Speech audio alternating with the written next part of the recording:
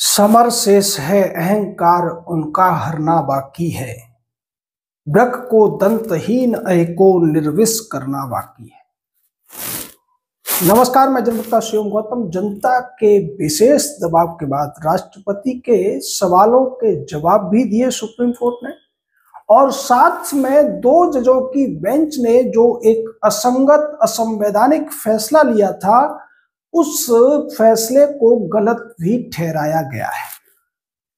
लेकिन अब सवाल एक बहुत बड़ा पैदा हो गया है कि क्या सुप्रीम कोर्ट या हाई कोर्ट के जजों जो गलत फैसले लेते हैं और उन फैसलों को बाद में कोई लार्जर बेंच या फिर हाई कोर्ट के फैसले को सुप्रीम कोर्ट की बेंच गलत ठहरा देती है, तो फिर उनके खिलाफ सजा का प्रावधान होना चाहिए या नहीं होना चाहिए। एक प्रश्न तो सजा का भी है और दूसरा प्रश्न है नैतिकता का। नैतिकता का तकाजा तो ये कहता है कि जब कोई बड़ी गलती होती है तो व्यक्ति को खुद से इस्तीफा दे देना चाहिए। लेकिन सुप्रीम कोर्ट हाई कोर्ट जजों की जो चमड़ी है वो इतनी मोटी है कि इस्तीफा देने की तो ये उस स्थिति में भी नहीं सोचते हैं जब पूरी दुनिया इनके खिलाफ इनकी बदनामी या इन पर सवाल क्यों न उठा रही हो। यशवंत वर्मा के मामले में पूरे देश ने, पूरी दुनिया ने यह देखा है कि यशवंत वर्मा के घर से करोड़ों रुपए जलते हुए पकड़े गए थे। बाद में सुप्रीम कोर्ट के कॉलेजियम ने उसे बचाने की कोशिश की, खुद सीजेआई उसके बचाव में उतरे और यह कह दिया कि मीडिया में अफवाहें फैलाई जा रही हैं। बाद में जब वीडियो फुटेज सामने आ गए तो सीजेआई ने उसे बचाने की कोशिश की, उसके खिलाफ एफआईआर की परमिशन नहीं दी। हालांकि 3 जजों की एक जांच कमेटी से जांच भी कराई गई, उसमें उसे दोषी भी पाया गया, फिर भी एफआईआर नहीं कराई गई। और उसके बाद जब वो चले गए तो 52वें सीजेआई के तौर पर बीआर गवई आए, उन्होंने भी जांच के लिए एफआईआर की परमिशन नहीं दी, जबकि इस मामले को तत्कालीन उपराष्ट्रपति जगदीप धनखड़ बार बार उठा रहे थे। वो एक संवैधानिक पद पर थे और वो इस बात को बार बार कह रहे थे कि वो जो नोट पकड़े गए हैं किसके हैं इसका पता तो तभी चलेगा जब इसके लिए कोई एफआईआर कराई जाएगी, सीबीआई, ईडी या दूसरी किसी एजेंसी से जांच कराई जाएगी। तो फिर सुप्रीम कोर्ट या सीबीआई जांच कराने के लिए परमिशन क्यों नहीं दे रहे हैं? लेकिन उनके सवालों को टाला जाता रहा। दूसरी तरफ यशवंत वर्मा था जो इस पूरे मामले पर अपने आप को बेगुनाह बता रहा था, जैसा कि हमारे देश में हर अपराधी बड़े से बड़ा अपराध करने के बाद कहता है, क्योंकि वकील उसको सलाह देते हैं कि तुम्हें अपना अपराध स्वीकार नहीं करना है। और चूंकि यशवंत वर्मा तो खुद भी वकील रह चुका था और वकील रहने के बाद वो हाई कोर्ट में प्रमोट हुआ था, तो इस स्थिति में उसने भी वही नीति अपनाई और अब तक उसने इस्तीफा नहीं दिया है, जबकि उसके खिलाफ संसद में महाभियोग की कार्रवाई भी चल रही है। तो सोचिए कि दूसरे जज जो गलत फैसले देते हैं या दूसरे तरीके के गलत कामों में उनका नाम आता है, वो क्यों इस्तीफा देने लगे।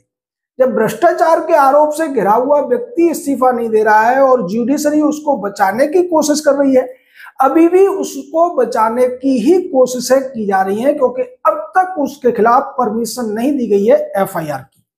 दूसरी तरफ उसको इलाहाबाद हाईकोर्ट ट्रांसफर कर दिया गया और वहां उसको चार्ज नहीं दिया गया, क्योंकि वहां की बार एसोसिएशन ने उसका खुलकर विरोध किया था। पर वो व्यक्ति अभी भी जज के तौर पर ही सैलरी ले रहा है। और एक बार जब इस मामले में मैथ्यूज नेंदुपारा एक याचिका लेकर गए और उन्होंने वर्मा को वर्मा बोल दिया, इस बात पर सीजेआई बीआर गवई भड़क गए थे। उन्होंने ये कहा कि तुम उन्हें वर्मा कैसे बोल सकते हो, क्या वो तुम्हारे साथ पड़े हुए तुम्हारे दोस्त हैं? वो अभी भी एक सम्मानित जस्टिस है। आप सोचिए कि एक भ्रष्टाचारी व्यक्ति को भी आप भ्रष्टाचारी तो क्या उसके नाम से नहीं पुकार सकते, जबकि ये उस परंपरा का देश है जहां पर चाहे कंस हो या रावण हो, इनको सम्मान के साथ नहीं बोला जाता है, इनके नाम के आगे कभी भी सम्मान नहीं लगाया जाता है। आतंकवादी, अपराधी, जो समाज विरोधी तत्व होते हैं, उनको कभी भी हम सम्मान नहीं देते हैं। लेकिन अगर वो जज है तो फिर आपको उसको सम्मान देना पड़ेगा।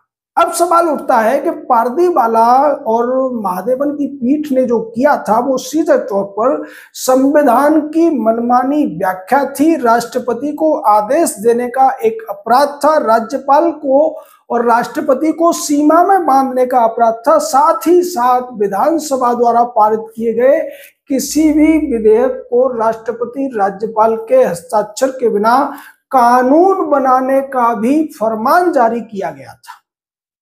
अब आप सोचिए, इसी मुद्दे पर जब ये फैसला आया था उसके दूसरे दिन हमने एक वीडियो बनाया था और हमने एक कहा था कि ये गलत फैसला है, इस फैसले से देश की एकता, अखंडता और सुरक्षा भी खतरे में पड़ सकती है। क्योंकि ऐसा फैसला आने के बाद में अगर किसी विधानसभा में केजरीवाल टाइप का कोई अगर मुख्यमंत्री है और उसके पास अपार बहुमत है तो फिर वो कोई भी प्रस्ताव पारित करा सकता है। जैसे केजरीवाल के मामले में देखा गया था कि वो विधानसभा में जाकर राष्ट्रपति, प्रधानमंत्री और यहां तक कि अमेरिका के राष्ट्रपति तक को आरोपी बना देता था, उनके खिलाफ प्रस्ताव पारित कर देता था। अब सोचिए कि तमिलनाडु, जैसा कि तमिलनाडु की तरफ से भी ये चीजें कुछ कुछ होने लगी थी कि वो हिंदी के खिलाफ, हिंदी बोलने वालों के खिलाफ अगर कोई प्रस्ताव पारित कर देते और राज्यपाल, राष्ट्रपति उस पर हस्ताक्षर नहीं करते तब भी वो कानून बन जाता। मान लीजिए स्टालिन ने अगर तमिलनाडु विधानसभा में ये प्रस्ताव पारित करा लिया या विधेयक पारित करा लिया कि अगर कोई व्यक्ति तमिलनाडु में हिंदी बोलता हुआ मिलेगा तो उसको 1 महीने या 6 महीने की सजा होगी, तो उस कानून को न राष्ट्रपति रोक सकते थे न राज्यपाल रोक सकते थे। कौन रोक सकता था, कौन समीक्षा कर सकता था? वही सुप्रीम कोर्ट के जज। और अगर मामला दोबारा से पारदीवाला और महादेवन की पीठ में आता तो वो उसको भी स्वीकार कर लेते हैं, ये कहकर कि ये जनता द्वारा चुने हुए प्रतिनिधियों की जो विधानसभा है उससे पारित किया हुआ कानून है, यानी कि जन भावनाओं के अनुरूप है। कितना बड़ा ब्लंडर किया था पारदीवाला ने, और इस पर हमने तभी सवाल उठाया था जब ये फैसला आया था। हालांकि उस समय कोई भी इस पर बोलने को राजी नहीं था, लेकिन हमने उसी समय कह दिया था कि ये असंवैधानिक फैसला है और इस फैसले को बदले जाने की जरूरत है। हमने सरकार पर भी प्रश्न उठाया था कि उन्होंने रिव्यू पिटीशन क्यों नहीं डाला है। उसकी वजह सरकार ने बाद में जाहिर की थी कि अगर वो रिव्यू पिटीशन डालते तो इसका मतलब ये होता कि वो उस फैसले की संवैधानिकता को स्वीकार कर रहे हैं, जबकि फैसला पूरी तरीके से असंवैधानिक था। इसीलिए सरकार ने रिव्यू पिटीशन डालने की बजाय इसको प्रेसिडेंशियल रेफरेंस के माध्यम से सुप्रीम कोर्ट के सामने रखा। हालांकि सुप्रीम कोर्ट ने इस मामले में बहुत ज्यादा जल्दी नहीं दिखाई, उन्हें इससे कोई फर्क नहीं पड़ा और इस मामले की सुनवाई करीब 50 दिन बाद शुरू हुई। उसमें भी उन्होंने अपने बचाव के लिए, अपनी सहायता करने के लिए राज्यों को नोटिस जारी करके सिब्बल सिंघवी टाइप के वकीलों को अपने पक्ष में खड़ा कर लिया, जिससे कि उन्हें ताकत मिल सके। लेकिन दूसरी तरफ सरकार की तरफ से जो वकील थे वो भी किसी से कम नहीं थे, और इन सब में सबसे ज्यादा तेज तर्रार थे भारत के पूर्व सॉलिसिटर जनरल हरीश साल्वे। सरकार की तरफ से सभी वकीलों ने एक से एक जोरदार दलीलें दी और साफ कर दिया कि सुप्रीम कोर्ट या पूरी जुडिशरी को कोई अधिकार नहीं है कि वो भारत के संविधान में एक भी शब्द को जोड़ सके या किसी शब्द को हटा सके।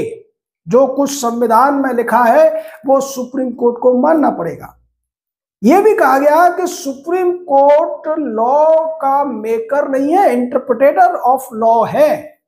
कानून बनाने का एकाधिकार सिर्फ संसद को है, और राष्ट्रपति और राज्यपाल जो है दो संवैधानिक पद हैं, इनको आदेश देने की हैसियत नहीं है सुप्रीम कोर्ट की। लेकिन ऐसा लगा कि कितना सारा सुप्रीम कोर्ट का समय बर्बाद किया गया। अगर ये बात पहले ही समझ ली जाती, पारदीवाला के फैसले को उसी तरीके से 3 जजों की बेंच बनाकर सीजीआई खारिज कर देते जैसा कि कुत्तों के मामले में हुआ था, या फिर इलाहाबाद हाईकोर्ट के एक जज के खिलाफ उनकी जो टिप्पणियां थी, उनको जो आदेश दिया गया था उसके खिलाफ किया गया था, लेकिन ऐसा कुछ नहीं किया गया सुप्रीम कोर्ट के द्वारा, बल्कि अपने बचाव के कुतर्क ढूंढे गए सिब्बल और सिंघवी के माध्यम से, पर वो असफल हुए। और अंत में जाकर उन्हें उस मामले को खारिज करना पड़ा, लेकिन बड़ी चालाकी से उसमें एक चीज वो जोड़कर चली गई। पर सवाल यहां वही है जिससे हमने शुरू किया कि इतना सब हुआ और इसके लिए जो जिम्मेदार है, चाहे जमशेद बुर्ज और पारदीवाला हो या आर महादेवन, इनके खिलाफ कार्रवाई कब होगी और क्यों, अगर नहीं होगी तो क्यों नहीं होगी। हमारे देश में या किसी भी देश में कोई भी व्यक्ति अगर गलत काम करता है तो फिर उसको उसके किए की सजा मिलती है। तो फिर ये जो जज होते हैं, चाहे हाई कोर्ट के हो या सुप्रीम कोर्ट के हो, इनके द्वारा अगर कोई ब्लंडर किया जाता है, और ये तो हिमालयन ब्लंडर है, इतना बड़ा ब्लंडर है कि इसको माफ नहीं किया जा सकता। ये इतिहास में लिखा गया है और लिखा जाना चाहिए कि टी.एन. गवर्नर केस में 2 जजों की बेंच ने किस तरीके से भारत के संविधान की हत्या करने की कोशिश की थी, और उसको बाद में जाकर सुधारा गया, लेकिन उन लोगों का कुछ नहीं हुआ जिन्होंने ये अपराध किया था। ये क्या इतिहास में आने वाले लोग पढ़ेंगे। दूसरी तरफ सवाल तो ये भी है कि जब इतना बड़ा पद है तो व्यक्ति की नैतिक मर्यादा भी कुछ होनी चाहिए, लेकिन इन जजों की कोई नैतिक मर्यादा नहीं होती। वो हम आपको यशवंत वर्मा का उदाहरण देके बता ही चुके हैं। ये जो मामला है ये पूरी तरीके से सुप्रीम कोर्ट को एक्सपोज कर गया है, और अब सवाल ये भी है कि क्या 2 या 3 जज इस तरीके से संविधान की मनमानी व्याख्या करने की ताकत रखते हैं संविधान के द्वारा। तो इसका जवाब है बिल्कुल नहीं रखते। संविधान में साफ तौर पर संवैधानिक पीठ की बात की गई है, जो किसी भी संवैधानिक प्रश्न की व्याख्या या उसका जवाब ढूंढने के लिए अधिकृत है। 1 या 2 या 3 जज की पीठ ऐसा नहीं कर सकती। लेकिन जब से कॉलेजियम बना है तो कॉलेजियम द्वारा नियुक्त किए गए जज जिस तरीके से संविधान को मनमाने ढंग से पेश करने या उसकी व्याख्या करने की कोशिश कर रहे हैं, उससे अब ऐसा लगता है कि चूंकि सरकार तो इस समय पावर में नहीं है, सही तरीके से बहुमत उनके पास नहीं है, तो फिर जनता को ही इस पर अब सीधे तौर पर जजों से सवाल करने पड़ेंगे। हालांकि उन जनता के ऊपर उनका एक कंटेम्प्ट ऑफ कोर्ट का हवा बैठा हुआ था, जो लगता है कि पिछले 6 महीने में वो हवा कम हुआ है, और यही वजह रही कि सीजेआई बी.आर. गवई द्वारा भगवान विष्णु पर एक ओछी टिप्पणी करने के बाद एक सुप्रीम कोर्ट में ही वकालत करने वाले वकील ने सीधे जूता फेंक दिया था। हालांकि जूता उनको नहीं लगा, हम इस बात की निंदा करते हैं, ये सब नहीं होना चाहिए था, लेकिन इसके पीछे जो भावना थी उस व्यक्ति ने व्यक्त की थी कि आप अगर मेरे आराध्य का अपमान करोगे तो मेरे लिए आपका कोई मान नहीं है। जबकि दूसरी तरफ ये जो जज होते हैं ये अपने आप को खुदा मान बैठे हैं। जैसे खुदा के खिलाफ कुछ भी बोलने पर कुफ्र हो जाता है, आदमी का सर तन से जुदा करने की मांग उठने लगती है, उसी तरीके से ये जज भी अपने खिलाफ उठने वाली हर आवाज को दबाने के लिए कंटेम्प्ट ऑफ कोर्ट की कार्रवाई करने के लिए तैयार बैठे रहते हैं। लेकिन अगर वो कंटेम्प्ट प्रशांत भूषण या शांति भूषण जैसे किसी बड़े नामी वकील द्वारा किया जाता है तो फिर ये 1 रुपए का जुर्माना लगाकर उसको छोड़ देते हैं। शांति भूषण ने एक बयान दिया था एक बार कि सुप्रीम कोर्ट के 8 चीफ जस्टिस भ्रष्ट हो थे। इस पर उनके खिलाफ मामला भी चला, उनसे पूछा गया, उन्होंने साफ कह दिया कि हाँ मैं इस पर कायम हूं, आप कंटेम्प्ट ऑफ कोर्ट की कार्रवाई करना चाहते हैं तो करिए। उसी तरीके से उनके बेटे प्रशांत भूषण ने सीधे तौर पर कंटेम्प्ट किया, बाद में मामला भी चला, उसने कहा माफी नहीं मांगूंगा, सुप्रीम कोर्ट ने उसको सजा के तौर पर 1 रुपए का जुर्माना किया। तो अब तो ये सुप्रीम कोर्ट की प्रेसिडेंस हो गई है कि सुप्रीम कोर्ट के जजों का अगर कोई अपमान होता भी है तो उसमें 1 रुपए की सजा है। और मैं ये मानता हूं कि भारत के हर व्यक्ति के पास जो समझदार है, जो चीजों को समझता है, कम से कम 1 रुपया तो होता ही है जिसे वो जुर्माने के तौर पर भर सकता है। इसलिए अब इन जजों को इन सारी गलत आदतों को छोड़ देना चाहिए। ये जिस संविधान की शपथ लेते हैं उस संविधान का पालन तो कम से कम इन्हें करना ही चाहिए। और अगर पारदीवाला और महादेवन जैसे जज कोई गलती करते हैं, या तो वो नैतिकता का तकाजा मानकर अपने पद से इस्तीफा दें, या फिर सुप्रीम कोर्ट के दूसरे जज मिलकर उनके खिलाफ कार्रवाई करें। यही भारत के संविधान का जो अनुच्छेद 14 है, जिसमें समानता के अधिकार की बात कही गई है, वो भी यही कहता है। अगर किसी दूसरे व्यक्ति द्वारा यह काम किया जाता, किसी सरकारी अफसर द्वारा ऐसा काम किया जाता, तो उसके खिलाफ कार्रवाई होती है, तो फिर जजों के खिलाफ क्यों नहीं होनी चाहिए। अब हम आपसे पूछना चाहते हैं कि आपका इस मामले में क्या राय है। क्या पारदीवाला महादेवन के खिलाफ कार्रवाई होनी चाहिए? क्या उनको इस्तीफा नहीं देना चाहिए? क्या इसकी जिम्मेदारी सुप्रीम कोर्ट में बैठे हुए सीजेआई या बाकी दूसरे जजों की नहीं है कि अगर कोई हाई कोर्ट, सुप्रीम कोर्ट का जज गलत फैसला लेता है और वो गलती मामूली ना हो, बड़ी गलती हो, तो फिर उसको सजा क्यों नहीं मिलनी चाहिए? ये सवाल के जवाब तो सुप्रीम कोर्ट को देने ही पड़ेंगे। आपका इस पूरे मामले में क्या कहना, राय दीजिए। हमारे से जुड़े रहिए। जय हिंद, जय भारत।